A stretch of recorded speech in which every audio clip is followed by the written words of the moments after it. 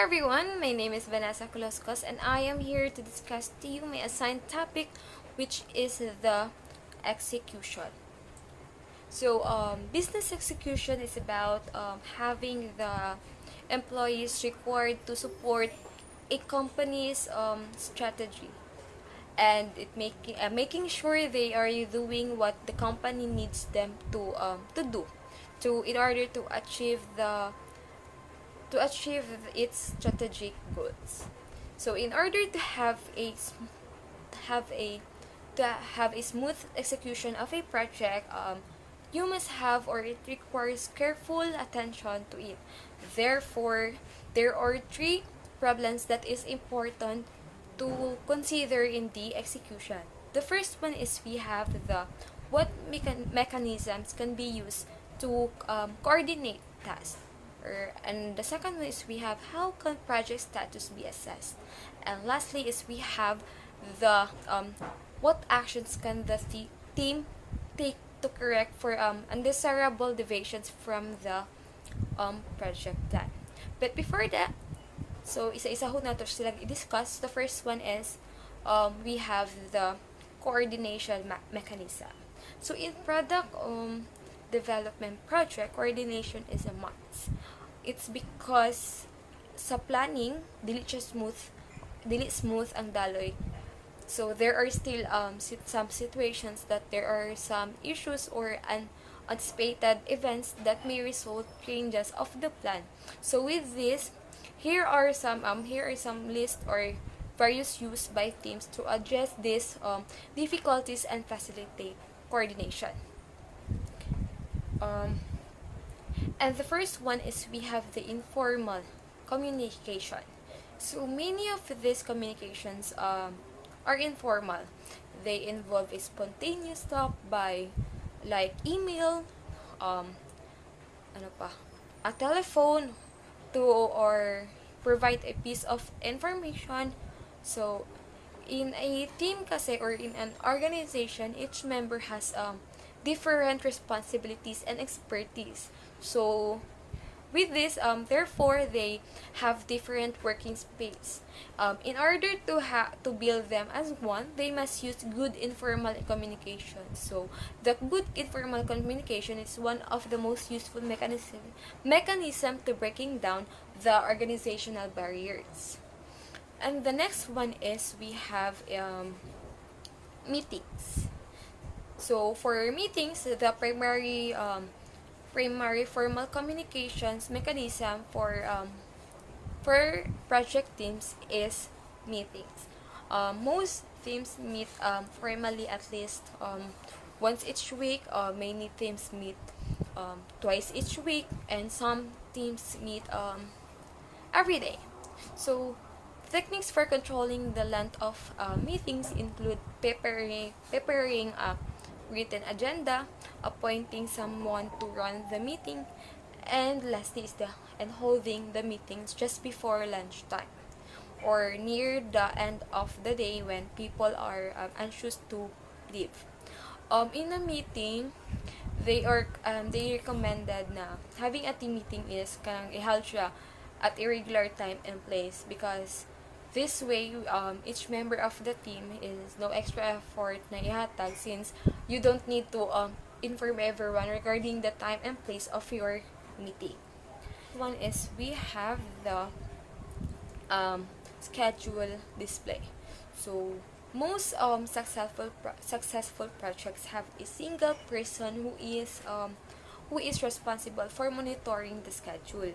On small projects, this is usually the team leader, and in larger projects, generally have designated person or other than the project leader who watches and updates the schedule regularly. And the next one, we have the weekly updates. So here, the memo is usually 1 or 2 pages long and lists the key accomplishments, decisions, events of the past week. It also lists the key events of the coming week. It is sometimes accompanied by an excuse me, by an updated schedule. And the fifth one is the incentives.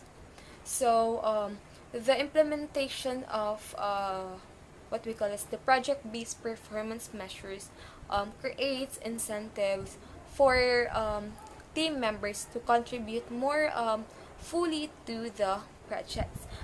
Having both a project manager and a functional manager contribute to individual performance reviews, leading to promotions like promotions like such as bonuses, sends a strong this way strong message that project results are highly valued. And the last one is we have the process developments. So here each of the other information systems serves both to facilitate the logical execution of the process step and to document its results. So let's go for the second one problem. We have the assessing project status.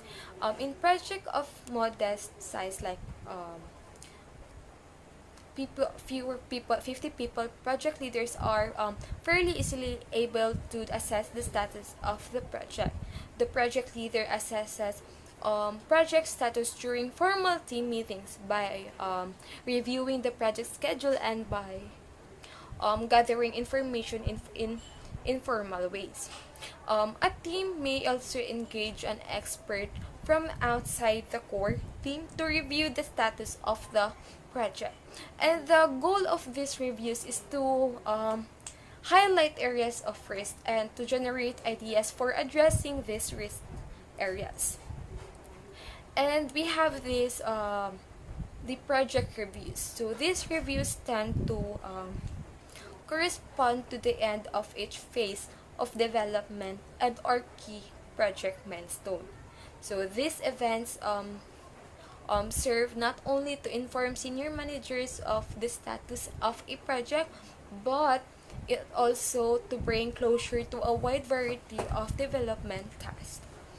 And we have the critical chain method. So in this method, it uses a novel approach to monitoring the project schedule. Monitoring the project buffer and the feeder buffers of the project. The project manager can quickly assess the criticality of each path and the estimated project completion time. And let's proceed to the last problem. We have the corrective actions. So these are several possible corrective actions.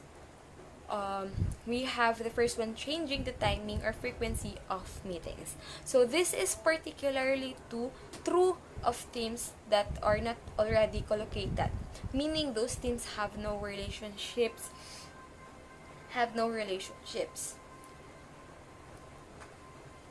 So when the project team is grossly understaffed, performance can sometimes be increased by adding the necessary staff. When the project team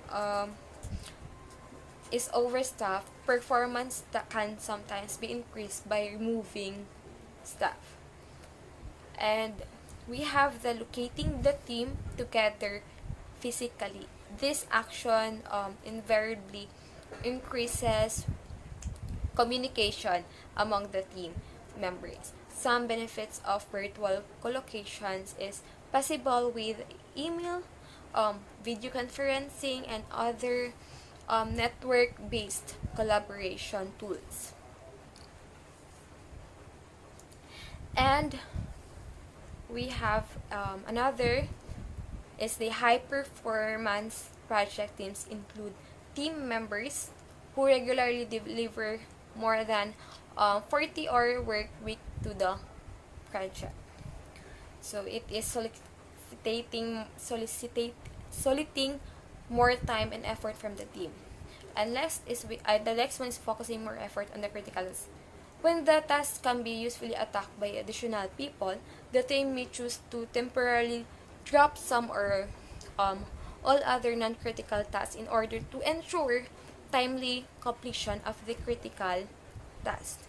And we have the next one is engaging outside resources. Outside firms are typically fast and relatively economical. When a set of tasks can be clearly defined, and when coordination requirements are not severe. And lastly is we have the changing the project scope or what we call this a schedule. So these changes are necessary to maintain a credible and useful project plan. So I think that would be all, and I hope you learned something from me. And bye. Good day. Hello everyone, I'm Ronald Soladaga and I will discuss to you about the business plan. So, business plan is a written document that describes all steps necessary for opening and operating a successful business. So, a business plan does the following. So, it describes what your business will produce, how will you produce it, and who will buy your product or service. It explains who will run your business and who will supply it with goods.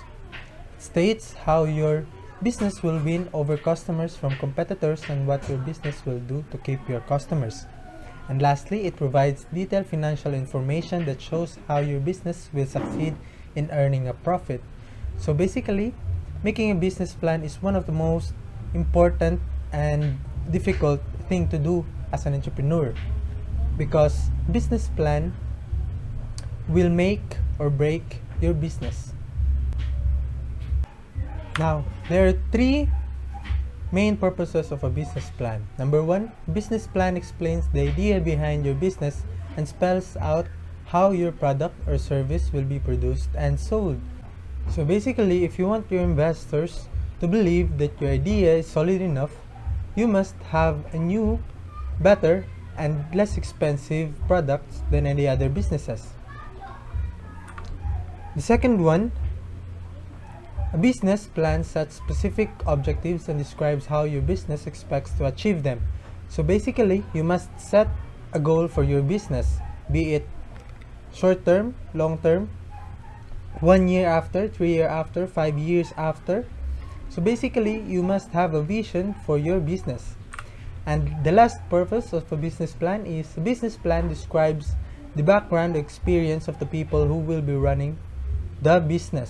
So basically, your investors will fund more money in your business if they know the people behind work in your business, be it talented enough to grow your business or have high achievements and trustworthy.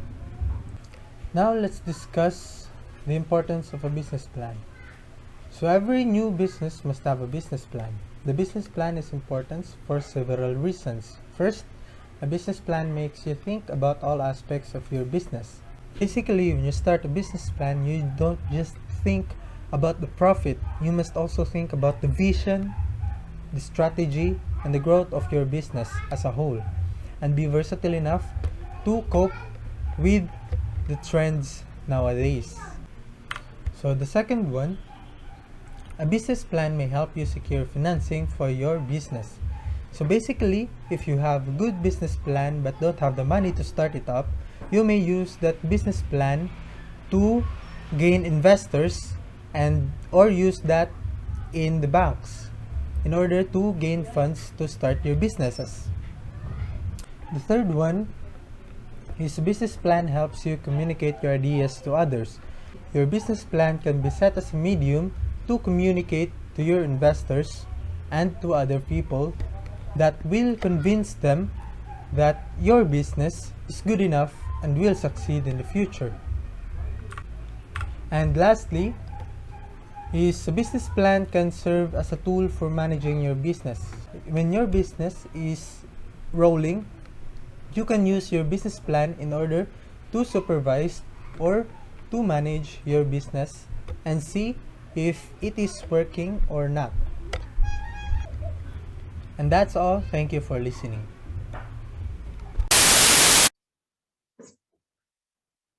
So, good day, everyone. My name is Christine KJ Belanoak, and my topic for today is about the basic elements of a business plan. So, every new business should have a business plan, but not all business plans are alike. So, the main body of a business plan will contain of a bulk information about the business idea. It provides the details on how the business will succeed. A lot of time and effort will go into writing the main body of the plan, and it should be compiled before other components in the business plan. It should be organized into the following sections or elements. So first is the introduction, second is the marketing, third is the financial management, fourth is the operations, and lastly it's a concluding statement. So first basic element is the introduction. So the introduction section of a business plan contains many important details about the proposed business idea. That the following information should be included in the introduction section. First is a detailed description of the business and its goals, the ownership of the business and the legal structure. Third is the skills and experience you bring to the business. And fourth is the advantages you and your business have over your competitors. So first is the detailed description.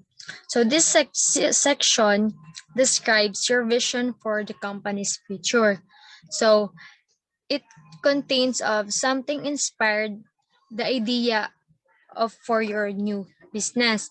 So describing how you come up with the idea can help lenders, investors, and others to understand what your business is all about. Your business plan should also outline your short-term, medium-term, and long-term goals. So stating goals will help provide you with directions and focus for your business activities. So next is the ownership and the legal structure. So in this section of the business plan is important because each legal form of business has an effect on how business works and make profits. So in your business, you should have the section detailing your form of ownership. Will it be the sole proprietorship, a partnership, or a corporation? That provides information relevant to your form of business, such as who are your partners are and how many stakeholders you have. So third is the skills and experience. So it is a written summary of your experience is an essential part of your business plan. So this summary should emphasize all the experience you have that relates to the business, including paid work experience, volunteer experience, and hobbies you have been relate to the proposed business. These skills and experience of any managers or professional employees who will be hired will be relevant. So next is the advantages. You should list your company advantages over the competition. This advantage may include the following. So first is the performance, second is the quality, third is the reliability, fourth is the distribution, fifth is the price, sixth is the promotion, and lastly is the public image or reputation. So next, basic elements of business plan is the marketing. So the marketing section of your business plan should describe the products and the service you will offer, the market, the industry, and your location. So, the marketing section of your business plan should consist of products and services. It describes your products and services and explain how they differ from those already on the market. So, highlight any unique features and explain the benefits customers will receive by purchasing from your business. So, second is the market. You will explain your prospective customers are, how large the market is your product or service, and how you plan to enter that market. You should also explain on how to plan to deal with competition. Next is the industry. An industry, you should describe the industry in which you will operate. To find this information, you will need to perform research. So next is the location. It describes the location of your business. Lenders and investors want to know exactly where your business will be because the location of a business is often critical factor to its success.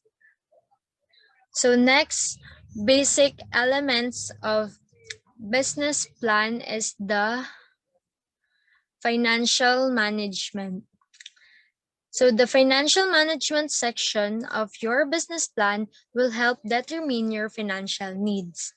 It forces you to look into financial risks and the costs and expenses of running your business.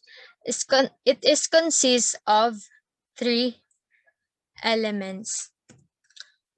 The first element is the identification of risk. So this identification of risk is the prospective lenders and investors will want to know what risks your business faces and how you plan to deal with them. So do not be afraid to list potential problems. Next is the financial statements. A new business must include projected financial statement and the business plan. An existing business must include current as well as projected statement.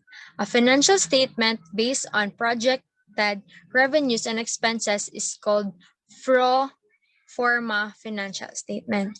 So next element is the funding request and return on investment. You must indicate how you need to borrow and how you plan to use the money. So you should give investors the idea of how much money they could expect to earn as well as the projected statements. So you should state how much money you are personally investing and provide a personal final statement. So next basic element is the operations.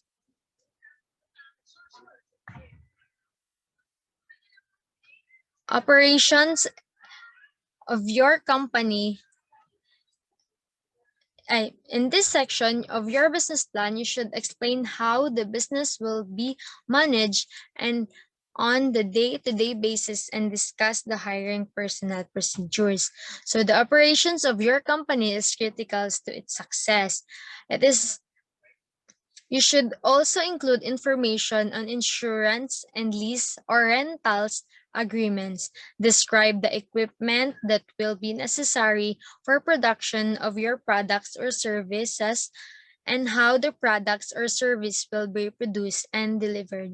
So as part of the operation section of their business plan,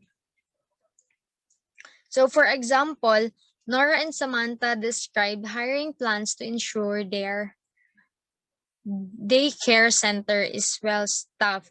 They also devote a section to health and safety and outline plans for dealing with emergencies.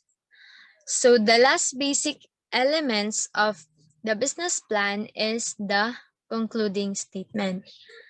In this section, you should summarize the goals and the objectives you have for your business. And also, you should also emphasize your commitment to the success of the business. So that's all for the basic elements of the business plan. Thank you. Good day. I am Jeremy Justin Ceballos, and I'm here today to discuss on how to complete the business plan. So after you have completed the main body of your business plan, you will need to focus your efforts on the other components, the introductory elements, and the appendix. Then you must pull all the components together into a well-organized, attractive document. So first is the introductory elements. Every business plan should begin with a cover letter, a title page, a table of contents, statement of purpose, and an executive summary. These elements help set for the tone for the body of your business plan. So first of the introductory elements is the cover letter. Cover letter is a letter that introduces and explains an accompanying document or set of documents. The cover letter for your business plan should include your name, name of your business, and your address and telephone number. It should briefly describe your business and its potential for success. It, it also needs to tell the reader how much capital you need. So here's an example. Okay, so the Mount Washington Children's Center, 5813 North Avenue, Baltimore, Maryland, 21205, 4155-4445, April 11, 2000 blank. Miss Jane Stewart, Vice President, First National Bank, 35th Street, Baltimore, Maryland, 21212. Dear Miss Stewart, enclosed please find a copy of the business plan for the Mount Washington Children's Center, a proposed new daycare center in Northwest Baltimore that will serve approximately 50 young children. We believe that the acute shortage of high-quality daycare in this part of the city will allow us to generate significant revenues for the center, and that we will be earning a profit within a year of opening. To establish the kind of center we envision, we plan to put up $85,000 of our own capital. We need additional financing of $55,000, as you will note from our pro forma financial statements. We plan to repay the loan within 5 years. Please let us know if there is any additional information you would like to receive. We look forward to hearing from you. Sincerely yours, Nora Ellis and Samantha Richards. So, in this cover letter, this is their name, the name of their business, their address and their telephone number, and also their business description. And lastly, the capital that they need from the lender.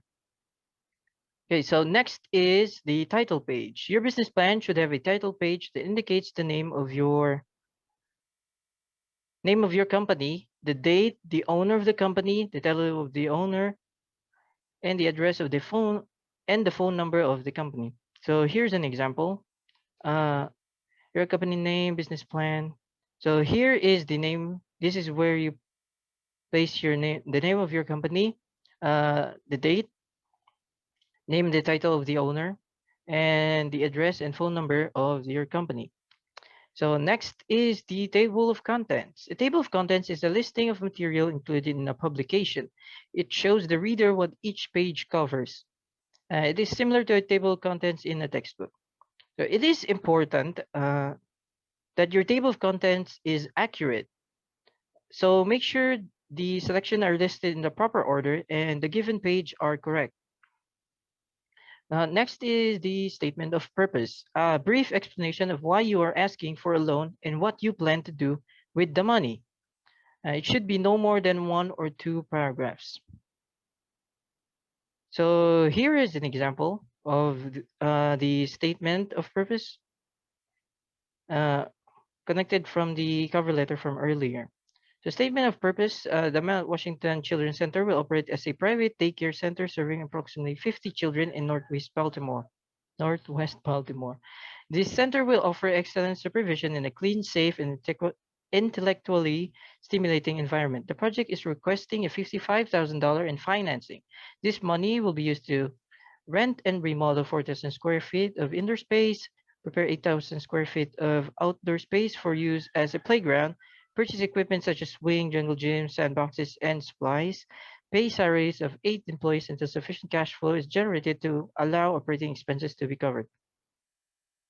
So, and next is the,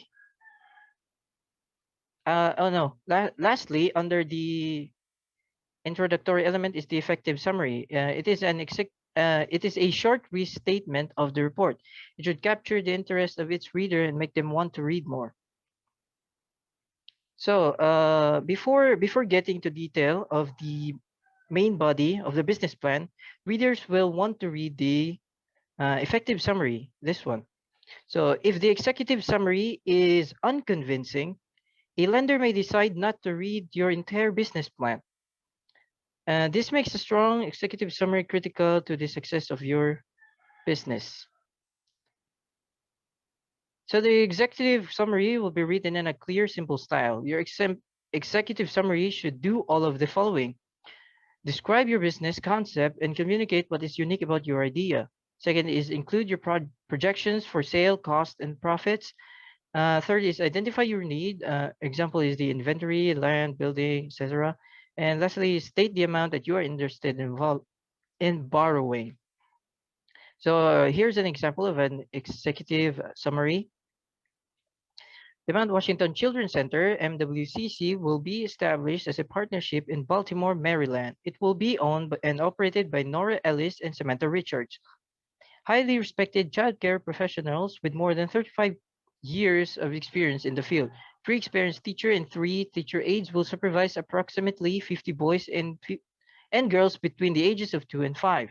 In addition, a receptionist slash bookkeeper and a cleaning slash maintenance person will be hired. NWCC is being established in response to the shortage of high quality child care in Northwest Baltimore. Only two small daycare centers are now served of a population of 45,000 upper middle class professionals.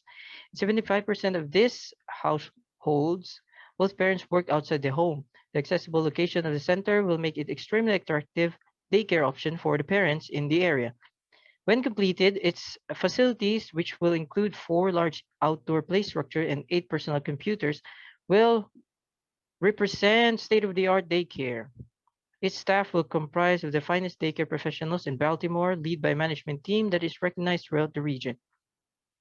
Market research indicates that MWCC could expect to fill 90 to 100% of its student position immediately upon opening, and that the center would be profitable as early as the third year of operation. Expansion could begin the third year to finance the startup of the company.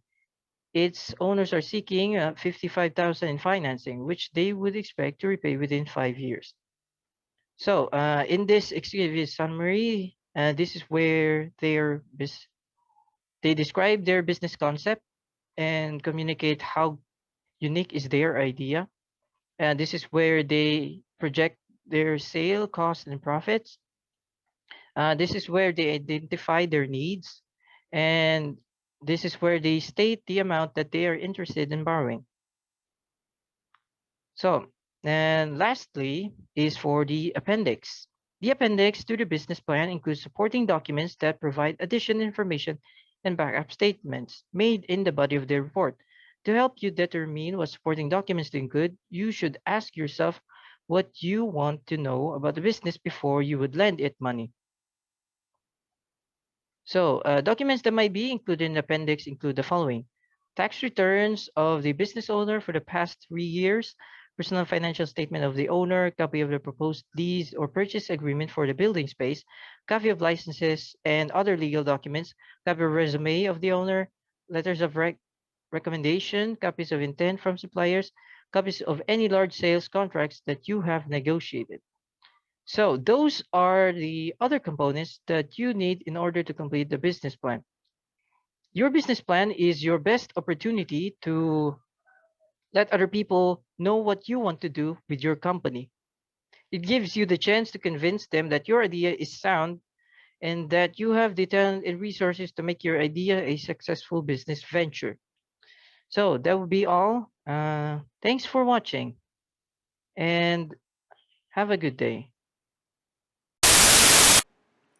Research the business plan and mistakes in business planning under the topic Execution and Business Plan. Plans are of little importance, but planning is essential. By Winston Churchill, former British Prime Minister. Good day everyone, I'm Gisem Tobaga and I will discuss the research, the business plan, and mistakes in business planning. But first, we will talk about the research, the business plan. Your business plan needs to convince readers that you have come up with a practical business idea.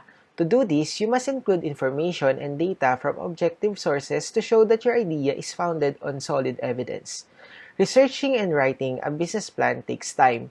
In fact, most entrepreneurs spend 50 to 100 hours developing their business plans. The process requires patience, research, thought, and a great deal of writing and editing.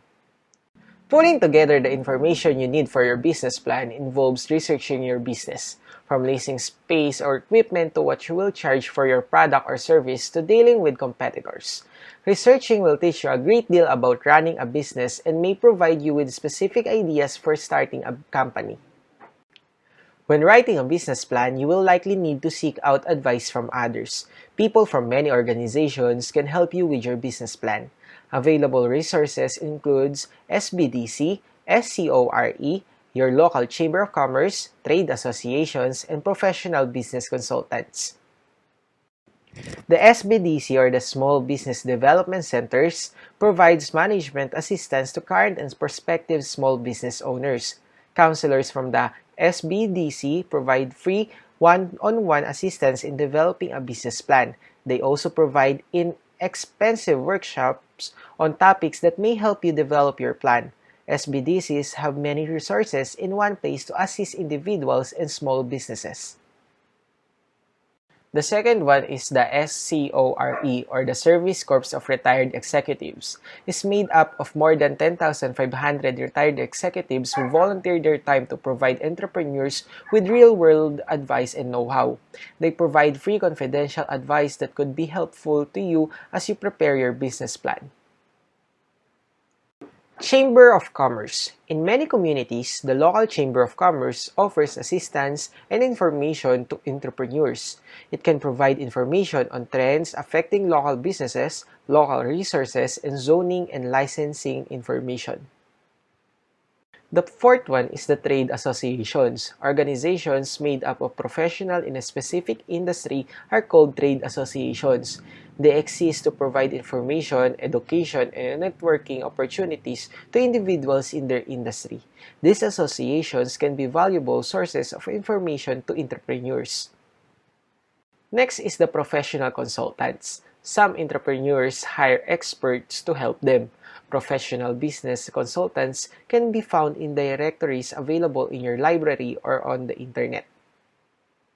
And the last one is the financial institutions. Many entrepreneurs are not familiar with the financial aspect of starting and running a business. When writing the financial section of your business plan, it may be beneficial to talk with a banker and an accountant.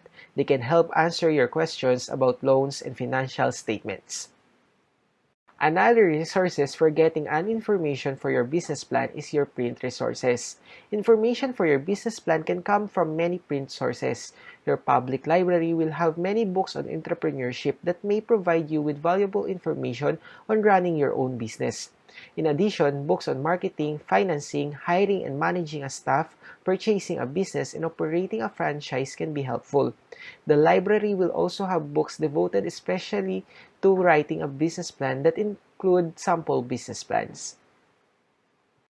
And the last resources that you can look for your business plan is the online resources. Much of the information you find in print resources is also available on the internet. The SBDC and SCORE websites contain much of the same information that is provided in print. Many magazines, articles that deal with entrepreneurial topics can be found online. In addition, there are many sites specifically for entrepreneurs and small businesses that may give you detailed information. Internet search engines can help you locate your resources. Now we will talk about the mistakes in business planning. Many entrepreneurs will not take the necessary time to carefully plan their business and prepare their business plan. This can contribute to difficulties in getting their business started as well as business failure. To create an effective business plan, avoid making the following common mistakes. First, unrealistic financial projections. Many investors will go straight to the financial section of the business plan, so it is very important for the projections in this section to be realistic. Projections should be based on solid evidence for the potential growth of the company.